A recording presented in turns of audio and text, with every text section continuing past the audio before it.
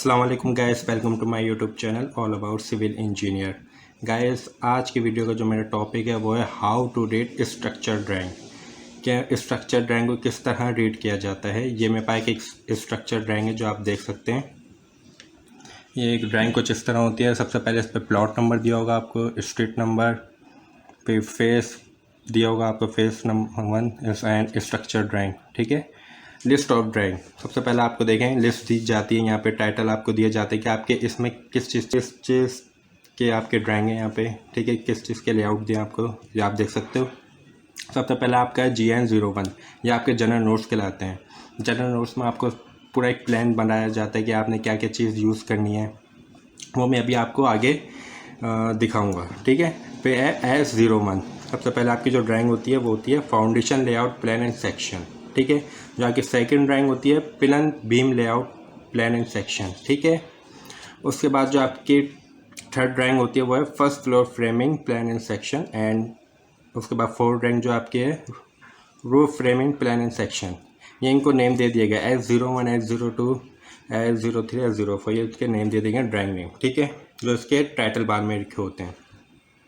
तो सबसे पहले देखें आपके यहाँ पे ये 5 है। ठीक है, सबसे पहले मैं आपको आज की वीडियो में जनरल नोट्स पढ़ना सिखाऊंगा कि जनरल नोट्स आप किस तरह रीड करके अपने आगे आप अपने कंस्ट्रक्शन को एग्जीक्यूट कर सकते हो। ठीक है, तो है ये मेरे यहाँ पे आ गया मेरे जनरल नोट्स। ठीक है, इस जनरल नोट्स के 29 पॉइंट है। ठीक है, तो मैं इसमें से जो भी स्पेसिफिक पॉइंट है वो मैं आपको बता देता हूँ। ठीक है, तो आप ये देखें, सबसे पहले जो इसमें मैं स्पेसिफिक पॉइंट बताऊँगा ताकि आप शॉर्टली समझ सको।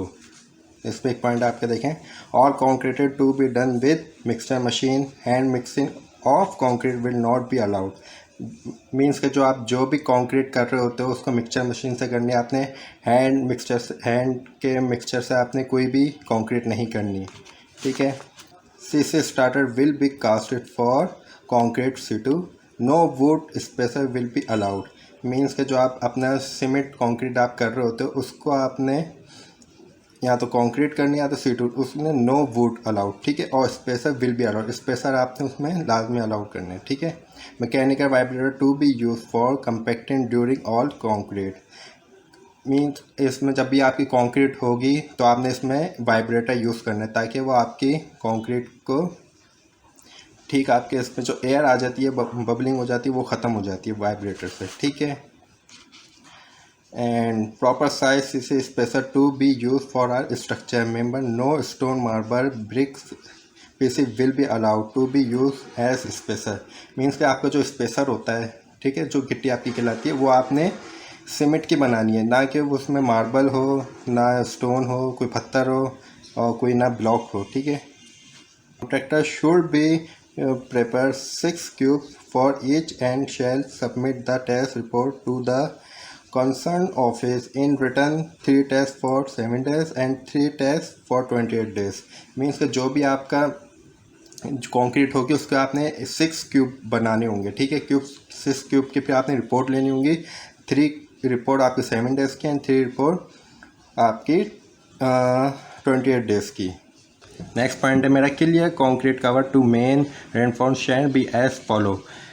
मीन्स के जो आपने कंक्रीट कवर रखना है कंक्रीट का डिफरेंट पार्ट्स का। देखिए, फाउंडेशन के लिए को फाउंडेशन के बॉटम में जो आपने स्पेसर रखना है वो 3 इंच का रखना है आपने स्टील पे, एंड टॉप साइड 2 इंच का आपने कंक्रीट से नीचे आपने स्पेस रखना है 2 इंच का। ठीक है, अब बीम का टॉप एंड बॉटम में 1.5 इंच का आपने स्पेस रखना है।